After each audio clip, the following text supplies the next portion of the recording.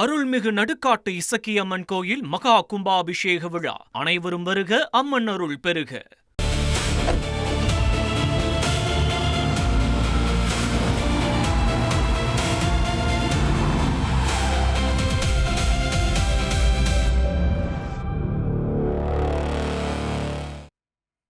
குதிரை பேரம் இந்த வார்த்தை சமீப காலமாக தமிழக அரசியலில் அதிகமாக பிரயோகப்படுத்தக்கூடிய ஒரு வார்த்தையாக மாறி இருக்கு.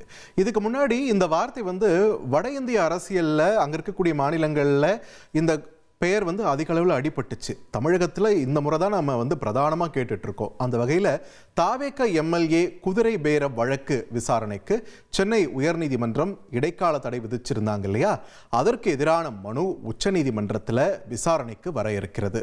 ஸோ விசாரணைக்கு வர இருக்கக்கூடிய அந்த மேல்முறையீட்டு மனுக்கு முன்னாடி இது கடந்து வந்த பாதை என்ன அப்படின்றத பார்த்துடலாம். தாவேக எம்எல்ஏவின் குதிரை பேர வழக்கில் அடுத்தது என்ன அப்படின்றத இப்போ பார்க்க இருக்கிறோம்.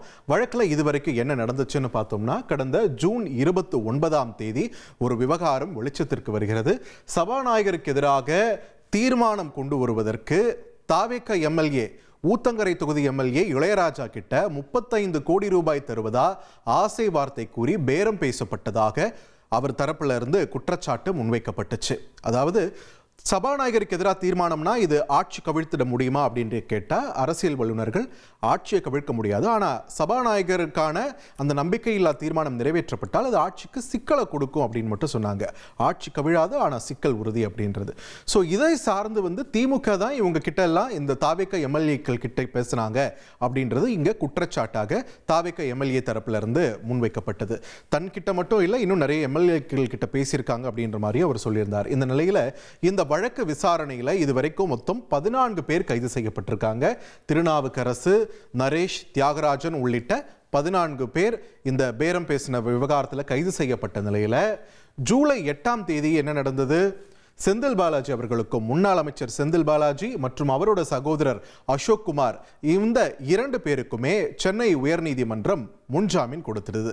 ஸோ மற்றவர்களுடைய நிலை என்ன இந்த விவகாரத்தை பொறுத்த வரைக்கும் அப்படின்னு நம்ம பார்க்கும்போது 14 பேர் கைது செய்யப்பட்டிருந்தாங்களே, அந்த 14 பேருக்குமே ஜாமீன் கிடைச்சிடுச்சு அப்படின்றது தான் தற்போதைய அப்டேட். அதன் பிறகு என்ன நடந்தது? இந்த வழக்கு தொடர்பாக ஆகஸ்ட் 4 வழக்கு விசாரணைக்கு இடைக்கால தடை அப்படின்ற ஒரு விஷயத்தை உத்தரவிட்டது உயர்நீதிமன்றம். சிபிஐ விசாரணை கோரிய வழக்கில் தான் இந்த உத்தரவானது பிறப்பிக்கப்பட்டது. ஸோ இந்த குதிரை பேர விவகாரம் தொடர்பாக இது ஒரு பாஸ் பட்டன் அமுத்திருச்சு அப்படின்ற மாதிரி தான் சொல்லிட்டு இருந்தாங்க. இடைக்கால தடை விதிச்சிருக்காங்க அப்படின்னும் போது அடுத்து என்ன நடக்க போகுது, என்ன காய் நகரத்தில் முன்னெடுக்க போறாங்க அரசியல் கட்சிகள், குறிப்பாக தாவேக வெர்சஸ் திமுகன்னு போயிட்டு இருக்கு அப்படின்னும் போது தான் உச்சநீதிமன்றத்துக்கு இந்த விவகாரம் போகுது. ஸோ ஆகஸ்ட் 24 உயர்நீதிமன்ற உத்தரவுக்கு எதிராக தமிழக அரசு உச்சநீதிமன்றத்தில் மேல்முறையீடு பண்ணியிருந்தாங்க. இந்த மேல்முறையீடு பண்ண அந்த வழக்கு தான் விசாரணைக்கு வர இருக்கிறது.